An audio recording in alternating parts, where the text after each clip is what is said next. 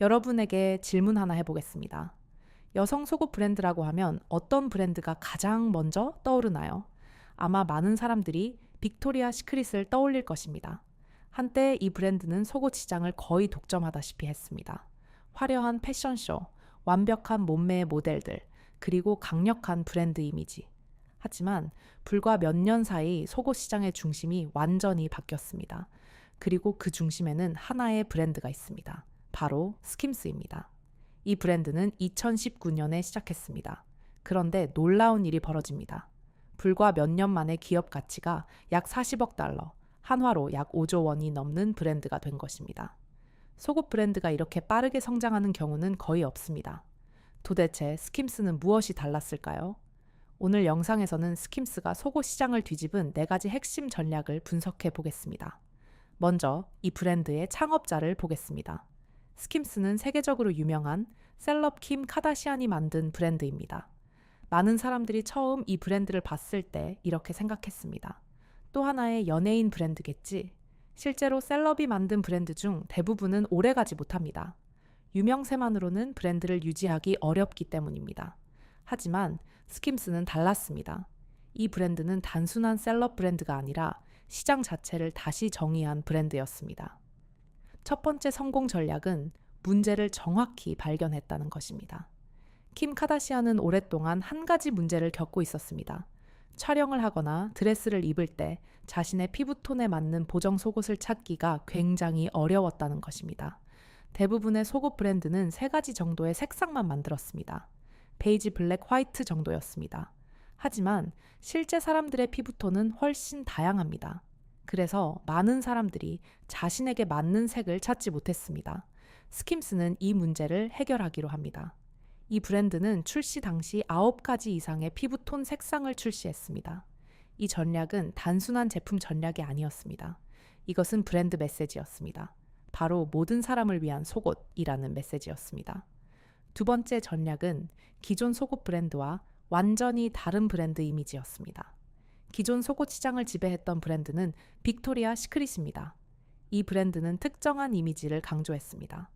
완벽한 몸매 슈퍼모델, 화려한 패션쇼. 하지만 이 전략은 시간이 지나면서 비판을 받기 시작했습니다. 많은 사람들이 이 브랜드가 현실과 너무 멀다고 느꼈기 때문입니다. 스킴스는 완전히 다른 전략을 선택합니다.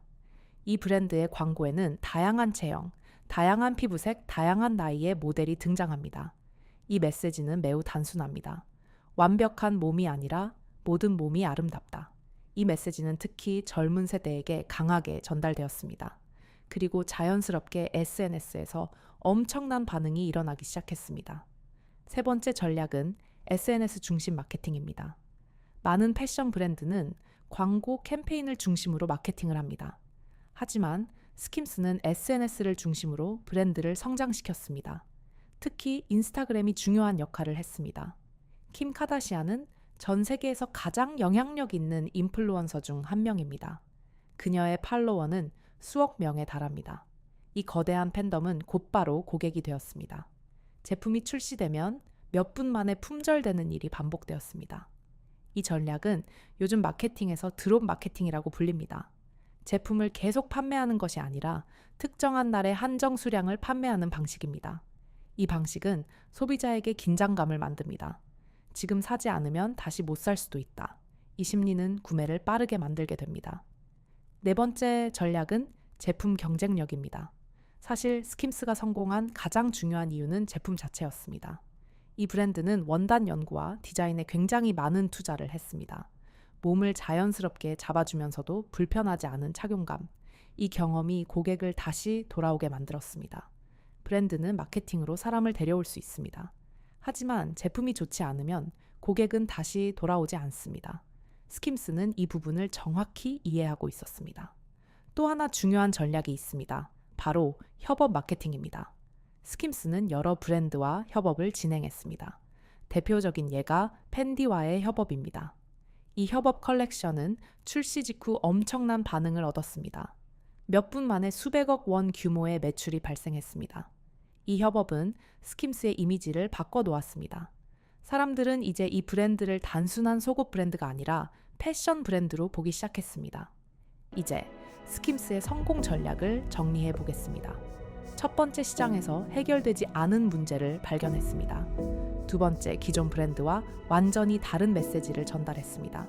세 번째, SNS와 팬덤을 활용했습니다. 네 번째, 제품 경쟁력을 확보했습니다. 다섯 번째, 패션 브랜드와 협업하며 이미지를 확장했습니다.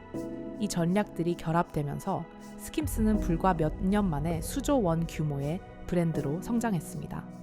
마케팅에서 가장 중요한 질문은 이것입니다. 우리는 무엇을 팔고 있는가? 스킴스는 단순히 속옷을 판 것이 아닙니다.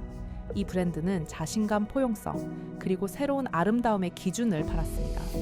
그래서 사람들은 이 브랜드를 단순한 속옷 브랜드가 아니라 문화 브랜드로 인식하게 되었습니다.